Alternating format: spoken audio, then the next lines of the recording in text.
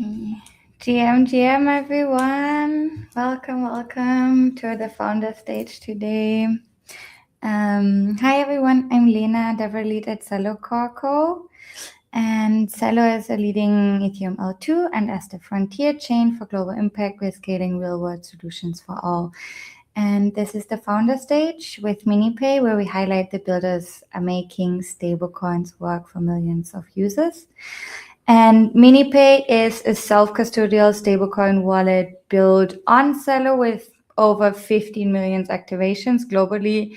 Near zero fee transactions are making stablecoins useful throughout the world. And today I have a very exciting guest, Chris from Fonbnk. Hi, Chris. Great to Lena. have you here. Hey, Lena. Hi, Pleasure. hi. Really appreciate it. So we are going to talk today about Fonbnk, its journey building on Celo, your partnership with MiniPay, and we also have an exciting announcement. I think people might have seen it on MiniPay, but we are also here live sharing more about it. But before we go into Fonbnk, can you do a quick intro, Chris, about your background and your journey to Fonbnk? Sure. I'm Chris Duffus. I'm the founder, CEO of Fonbnk, and it's been a long, fun journey in building. But before this venture, I've been at it quite some time, having sold 3 various fintech companies, as well as being involved in telecommunications, which in many respects is sort of how we got started in Fonbnk to figure out a way to try to use existing telecommunications networks as a type of payment rail. And I'll even sort of provide sort of the catalyst for even how I got into Fonbnk, which I think is an interesting story. I'm Jamaican by birth. Actually, had never been to the continent, but my brother-in-law went to holiday in Kenya a few years ago, and he came back with a Safaricom SIM. And he was telling me how he used, M-Pesa, which is sort of the local mobile money payment rail there, to buy everything while he was on the ground. He's like, hey, I bought coffee. I was able to pay my bar tab. And then when I ran out, I had some extra mobile data credits. And I tipped a cab driver with that, and it was happy. And he just showed me sort of how ubiquitous this service was locally. And long story short, I invited him over to my house. We're sitting at my kitchen table, and I plugged the SIM in to my iPhone, and it registers on T-Mobile. And we both looked sort of dumbfounded. He's like, oh, wow, I thought this had expired because it had been a few months since his holiday. Anyway, after a long discussion about use and so forth and how you could transfer mobile data credits, he was like, I bet you can't resell this balance, which is about 1,000 shilling at the time, or $10 USD. He's like, I bet you can't resell this back to someone in Kenya. And being that it was my brother-in-law, and we got a holiday coming up, I didn't want to make fun of me at the dinner table. I devised this hack where I took out some Facebook ads doing some minimum spend daily, and set it up where people that liked M-Pesa and Safaricom would get shown the ad. Totally forget about it. Then I get a bill from Facebook a couple days later, and saying my targets had been reached. And I was like, what did I get myself into? I go in to turn it off because I'm like, I need to end this madness. And lo and behold, a couple of people had responded, and I was surprised. And so I was like, all right, well, let me invite them to a WhatsApp group. So I quickly set up a WhatsApp group, and the first person that responded, I sold them the mobile data credits, or Airtime, as they call it there, using the M-Pesa account and transferring the credits. And that was sort of the genesis of Fonbnk, where we started out as a type of secondary market exchange for prepaid mobile data credits across Africa, and probably our sort of unique value proposition at the time, and this was about 5 years ago, was that we were the first to enable people to swap their mobile data credits into stablecoins. What an incredible story, and thank you for keeping it for me.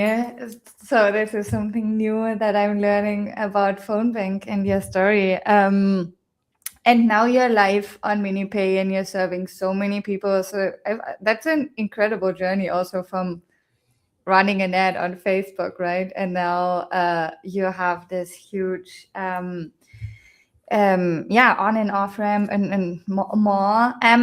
Just for the users at home who, or like the viewers at home who don't have, like, haven't traveled to Kenya or don't have an understanding from like of MiniPay on and off ramps yet. I would love, do you have, I know you prepared a demo. Should Yeah. we show everyone a little bit how it looks like? Let me add this.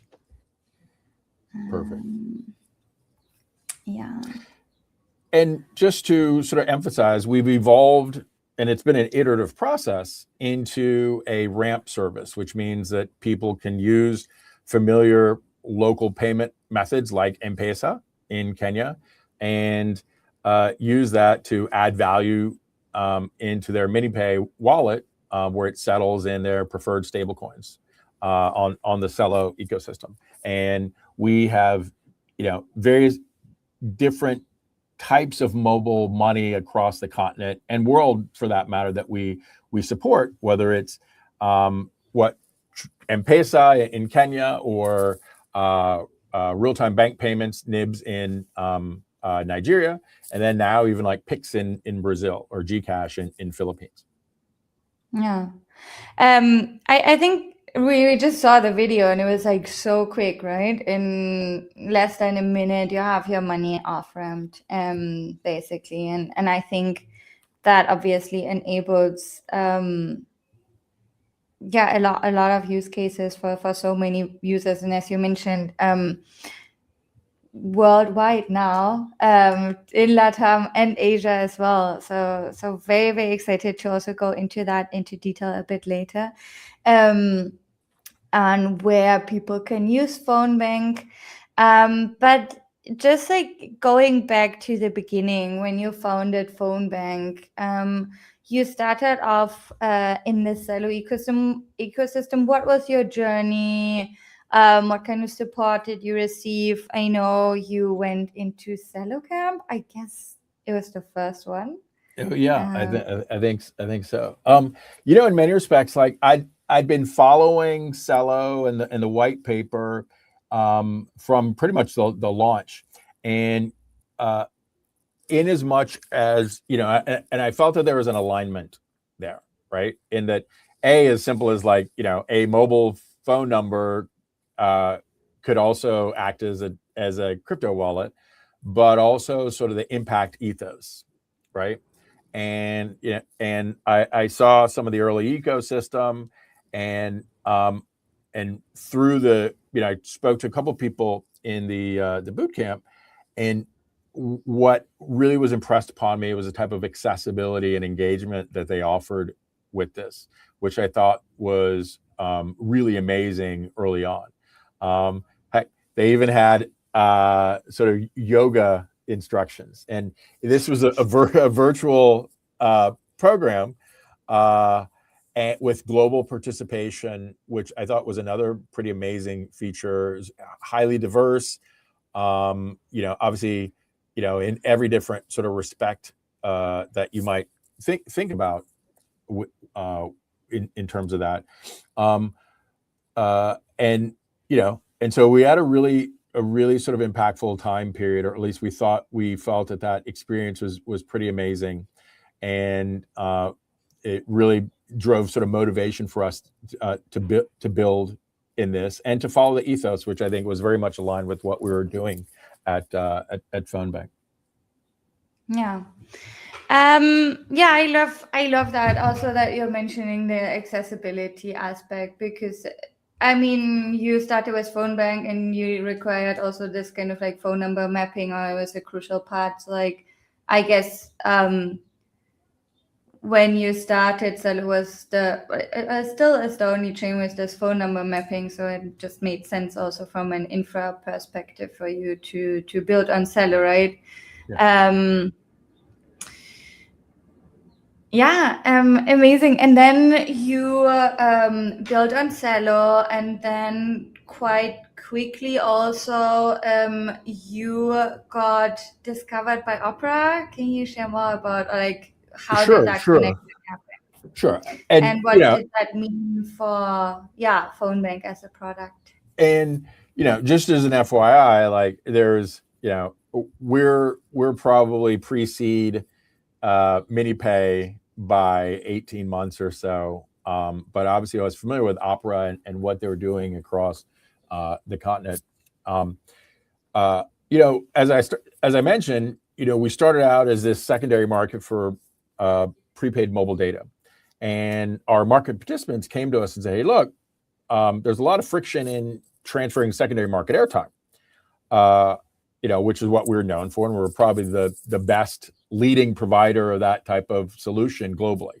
But some of our market participants came to us and say, "Look, why wouldn't you use mobile money as part of your sort of payment flow? It's the same transaction lifecycle, lower friction, and we think it'll have sort of better returns or velocity in the marketplace." We studied it and we're like, yeah, it follows our existing sort of frameworks and models, so it was relatively incremental to add it. And we did it, and volumes increased 10x.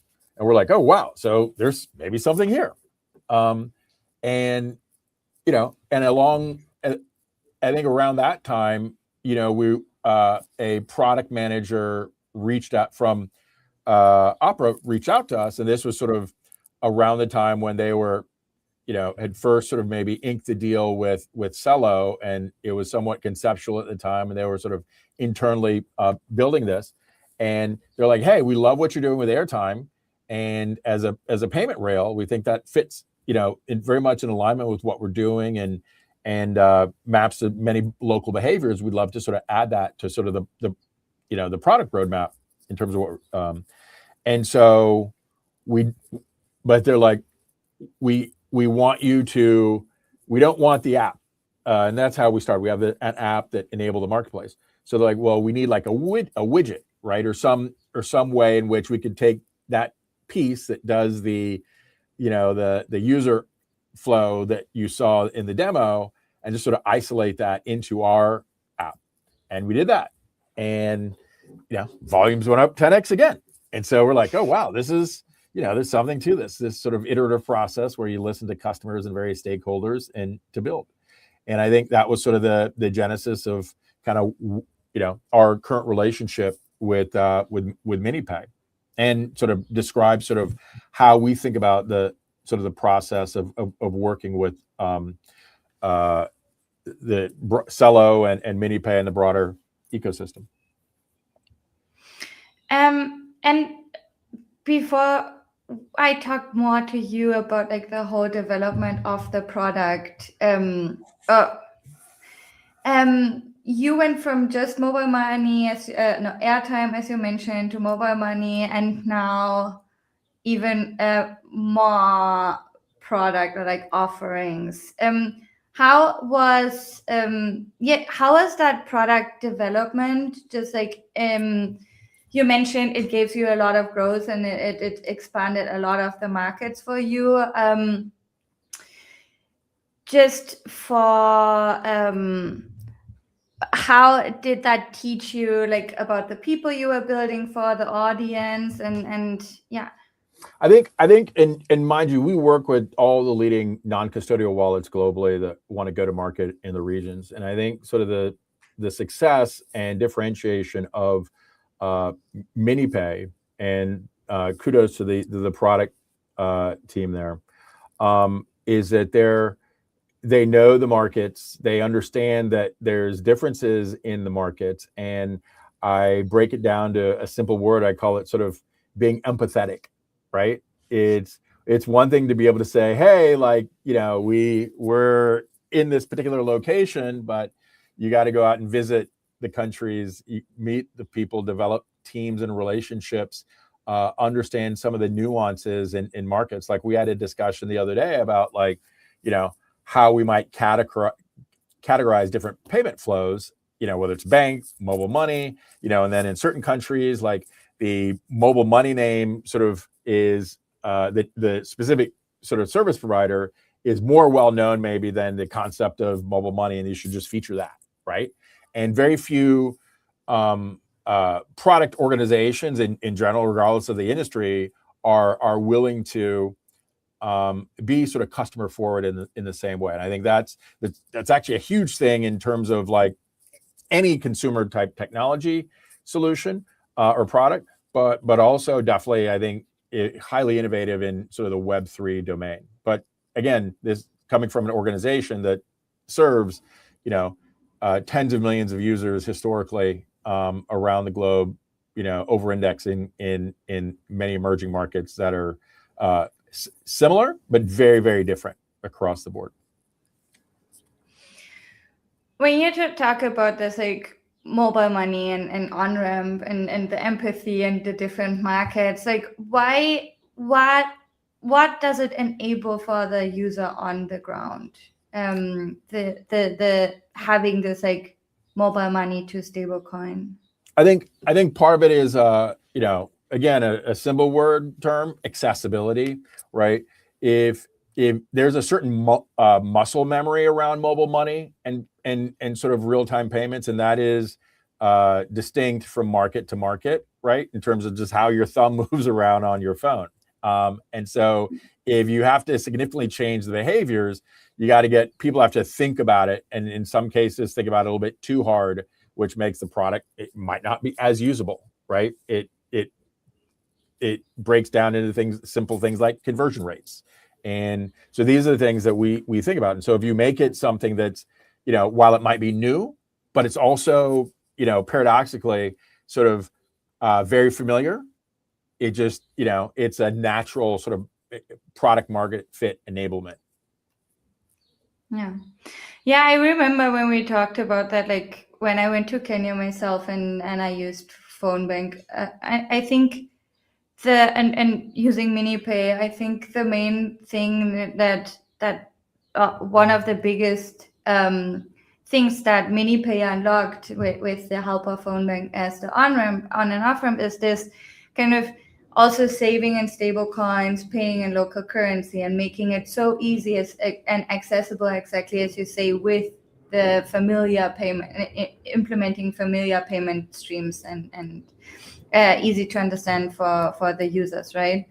And now, like you started with M-Pesa in Kenya, and now you're already live in more than 20 countries. You mentioned you launched in Brazil and Philippines. How did that growth happen? How are those markets differentiating? And can you share more about that journey? Yeah, I mean, a lot of it is, in Africa, there's like 50 different currencies and 50 different countries, right? Like, and obviously you have your large established economies like Nigeria or Ghana, South Africa, Kenya, but you have a lot of smaller ones too.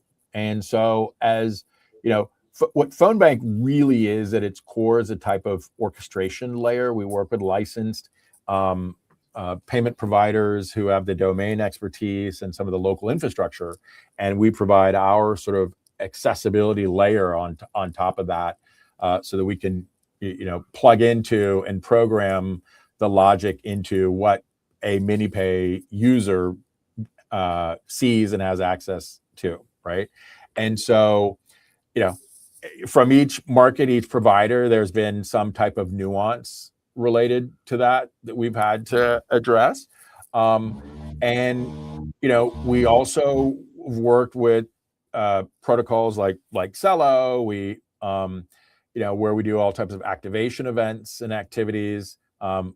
Sometimes we partner with the actual applications or DeFi applications themselves and leverage the platforms in particular markets to drive adoptions. Like we've done things with Mento and their various sort of FX stable coins that are hyper localized to various sort of African and other sort of emerging market currencies, and you use that as sort of a leverage a wedge to sort of drive adoption in particular markets, right? And again, like I think part of your question, to answer it simply, is like creating sort of highly configured tools or solutions that relate to a particular market, right? Whether it's, hey, we're on MiniPay and we're running a campaign with, you know, the CKES, which is the Celo or Mento version of Kenyan shilling, or the same in Ghana, right? And working and partnering with various sort of local providers to sort of drive use in those specific markets. What when you were talking also about like the different markets, and I think especially interesting for me is also just like now as Brazil and Philippines. So how, like, what was like what surprised you most, or what was like the biggest like hurdle on new things that you needed to learn or understand about those markets and technology you implemented? Yeah, so obviously, like, languages are very different, you know, and obviously there's cultural differences, but you know where that sort of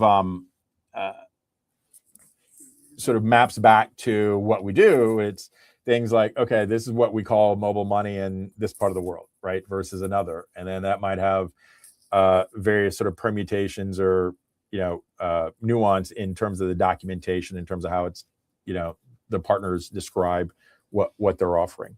From a user experience, you know, there's a lot of commonality, which is, you know, which in many respects was very surprising to me.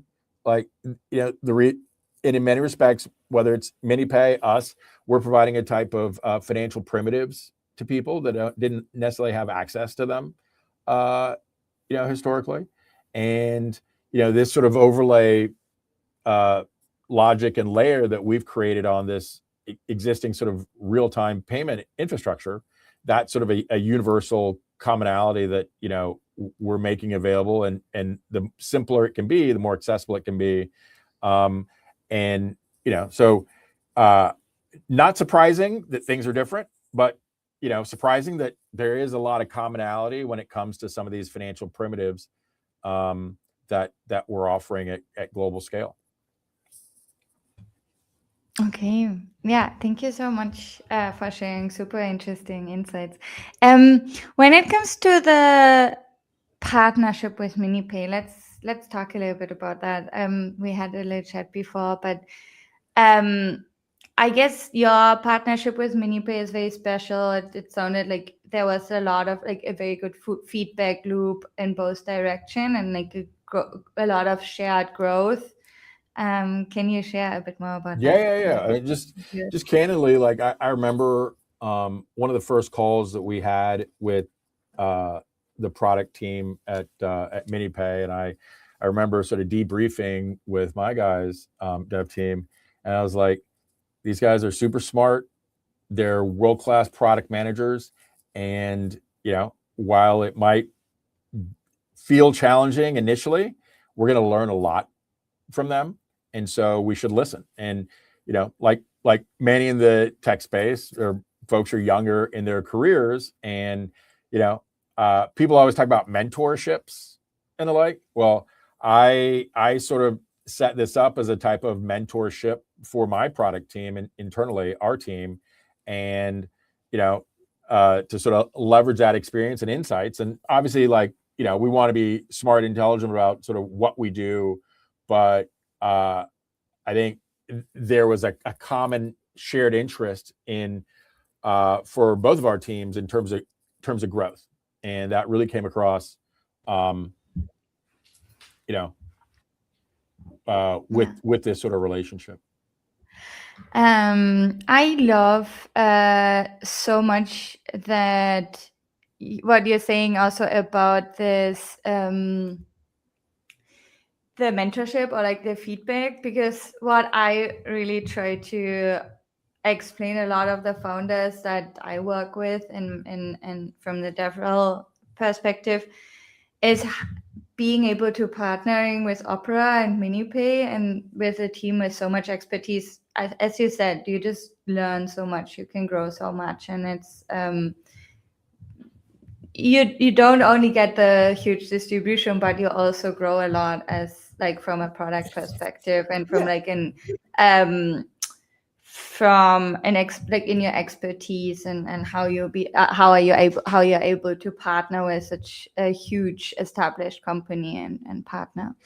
And what I'd also add too, just and because of this relationship, and and they're growing in the same way that we were growing, while they might be a larger company. MiniPay was a new product for Opera, and so we had a sort of quite an iterative sort of relationship. And and I would say this to many of the other partners out there too. It's like, hey, if you can help them, if you can show value, they'll allow you to take on more responsibility and business, within that ecosystem. And so we've done programs like, we call it HODL and Earn with USDT rewards, but as part of you leveraging that distribution where we were part of that. And, we set up the infrastructure to sort of monitor that. And, but these are the types of examples of things that we've done above and beyond just the sort of ramping services, right? These are complementary to that. But and I'm again really excited about sort of the future of what MiniPay and our relationship holds. Amazing. I think moving on, I think we are already like moving towards the end. I always I think this was very nicely put about the relationship, but do you have any numbers you can share with like you mentioned you had this 10x growth through MiniPay distribution? Do you have any numbers or signals that Fonbnk how Fonbnk is successful right now, not just in terms of volume, but also like user behavior, but also kind of like what the volume you also got through MiniPay? Maybe you have something that you can share. Yeah. I mean, what I'll share is like we've done tens of millions of transactions, and what makes us unique, probably among ramp services on the continent, is that we're really focused on small ticket, high volume use cases. So very consumer.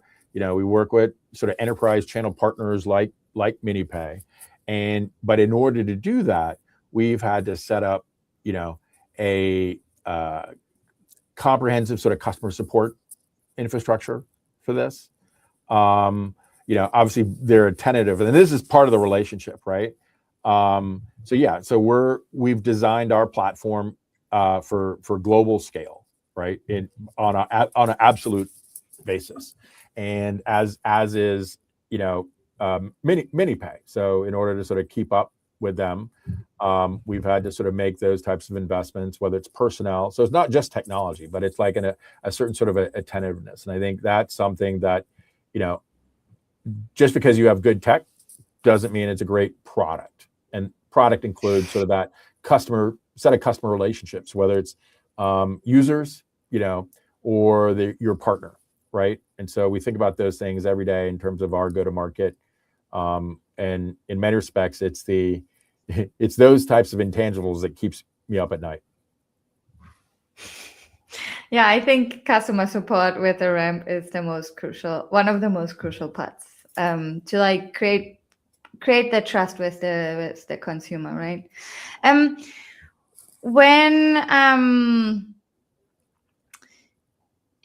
I always love to ask my guests if they have a favorite user story of somebody using their product that stuck in your mind. Yeah. I'll share two. One very specific to MiniPay and the Celo ecosystem. I forget the young man's name, but he was, I think it was like a tuk-tuk driver in Ghana, and in right outside of Accra on the beach. They have these little three-wheeled sort of motorcycles that tourists get sent around on, or when they go on a beach holiday. So we set him up. He uses the MiniPay wallet and local mobile money to accept payment. for his tuk-tuk services, right? And he put our sticker, the MiniPay and the Fonbnk sticker on the back of his vehicle, and so people know that that's a acceptable payment rail. Which obviously I think that's sort of the future of like what we're all trying to do is make it accessible like that in a shop. The others are things like another one is we had some young users along the way that used it to pay for international college and graduate school fees, right? And I'm always sort of partial to helping people sort of improve themselves and providing this is the exact type of infrastructure that I think we all strive for in making the world a better place by giving people opportunity to access or global opportunities, right? Yeah. Yeah, I mean, that's why we started working in blockchain, I think, right? So yeah, thank you for sharing those stories. I think now another question more focused on the builders who are watching. You already mentioned that for building out Fonbnk, one of your main focus is also building out the customer support. What other advice would you give to founders working for MiniPay that they might underestimate when they're trying to grow real user numbers and scale through MiniPay? I mean, remember, as a self-custodial ecosystem, I think a lot of the engagement and activity is upon the sort of mini app builders, right? And just it's like, what's that adage? If a tree falls in the wood and no one's there, does it make a sound? So they have to figure out ways to sort of drive adoption and engagement, and while providing sort of great support along the way, sort of that sort of magic quadrant experience. So this is where I go back to like even things like what we do, and we're we can support various sort of mini apps in their journey within the ecosystem. We even do things like and this is how we got started with prepaid airtime. It's still a great sort of incentive for sort of users across Africa, right? Mobile data costs are actually really, really expensive. In some cases, they're 10x more expensive, per megabyte of data than in the West, right? So any type of subsidy along those ways gets a lot of interest. So think about what those things are that sort of move adoption for you. Be hyper focused on the flows and ease of use.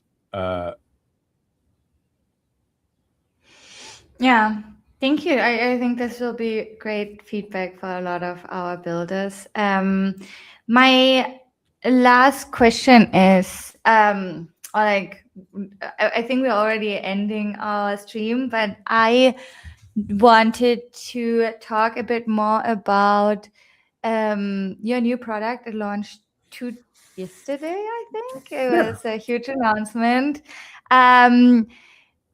Should we demo it first and then we go a little bit into what you're solving with this? Congratulations on launching. I think it's a great testimony to the quality of the work and how you have been working with MiniPay on this. And I'm very, very excited for this launch. Let me just show the video and then we can talk a little bit more about as you can see here, you can see the mini apps, and then you open the Fonbnk app, and then this is essentially our pay bills and buy goods mini app, and the real purpose of this is to remove a lot of the friction in local sort of real world payments. So if I go into a store and or a shop and I want to buy a cup of coffee or some groceries, I can do this in a way, with my MiniPay wallet, in the way that I might use a traditional M-Pesa wallet. And if you think about it, like, the way I sort of surmised this many years ago is that like I got some pleasantry from my bank saying, "Oh, thank you for your many years of service," and I was like, really? I was like, first off, I was like, I'm that old where I can have like 2 decades worth of service, with that. And it just hit me like banking apps are really sticky, right? Like once you turn it on, you're never gonna, and if it works for you, you're not gonna necessarily close it, right? And so in many respects, that's what the future of the blockchain, especially stablecoins, and this is sort of the path that MiniPay, I think, has charted, in a world leading way. And to the extent that you can now store dollars for people where it's not democratically accessible, to do that across the board in these economies, and they can now use it to buy food, water, shelter, in a self-custodial way. That's sort of the magic quadrant solution that I think, whether it's ourselves, MiniPay, the other partners in the ecosystem are trying to solve for every day. And I think that's what this sort of new product offering is really about, is like, we just want to make it super simple, removing the friction and hyper familiar to what they're doing. But now we're sort of plugging in this sort of blockchain infrastructure and stablecoin infrastructure to that flow. Amazing. So to summarize, just like for everybody who has not yet used MiniPay, what we showed first was an on and off ramp where you can like move your own money between your mobile money, your airtime, and stable coins. And now the new product that you are providing is actually paying bills, right? You can go basically in any shop. If I travel to Kenya, I don't need to buy my M-Pesa SIM card. I can just use MiniPay and Fonbnk and pay for everything. Well, you still need to have an M-Pesa account, right? Or at least that's how you do your on ramping. But what we but what we do is we enable you to leverage that sort of merchant payment infrastructure that M-Pesa has right from your MiniPay wallet. Yeah. Amazing. Congratulations on the launch. Where are you live now? In Kenya? And we're live in nearly 20 different markets across the global south, but our largest, Kenya, Nigeria, Ghana, Uganda, South Africa, Senegal. With the ramp, right? And with the new PayBill app also the same? Got it. Yeah. With the ramp, we're live. With the PayBill app, there's a flavor of it in Nigeria as well. And every market where we can reasonably accommodate the same type of flow. Yeah. Okay, very, very exciting. Thank you so much, Chris, for joining today. I think, thank you so much for providing such great infra for MiniPay. I think you are definitely distributing to making MiniPay such a great product. I want to let everybody know, in case you're interested, also if you're a founder, if you're building something that you think fits to MiniPay, make sure to submit your app here in this link. And in case you want to reach out, I saw somebody asking to find my socials. It's gigahertz. Let me just put it in here. And do you have how can people best, I will also share the link to your, I will share the link to your Twitter account so people can also follow you for any announcement of your product and anything that is coming for Fonbnk. But in the meantime, thank you so much, Chris, for joining. This was so much fun and very, very excited for all of the updates that are also coming with the PayBill app. And let me just share this link and then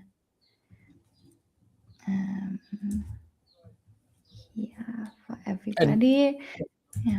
And for what it's worth, like I wouldn't have got here without mentors, and I'm, wholeheartedly, I'm a big fan of the sort of MiniPay Celo boot camp. It's how we got our start, and happy whether it's me individually or Fonbnk as an organization. We're happy to shepherd your startup along the way, and we do that every day, right? Because we this is how we grow and come up with new ideas to go to market, and we view ourselves, because of our relationship, a great conduit to access the ecosystem, if not directly. Thank you so much. Yeah. I mean, I work in DevRel. I believe in mentorship. It's the best way of growing the ecosystem. And so, yeah, feel free, everybody, if you've been watching, make sure to reach out to Chris. Make sure to also follow our Celo account, Celo Devs account. That's for our DevRel, run by our DevRel team, to learn about any updates on developer programs and grants that we are offering, especially with focus on building on MiniPay. So yeah, thank you so much, Chris. Thank you. Looking forward to seeing Fonbnk grow even more, and with the shared success of Fonbnk and MiniPay. And yeah, thank you so much for joining, and I wish you a lovely day. Thank you so Thanks. much. Thank you. Bye-bye. Bye. Thank you.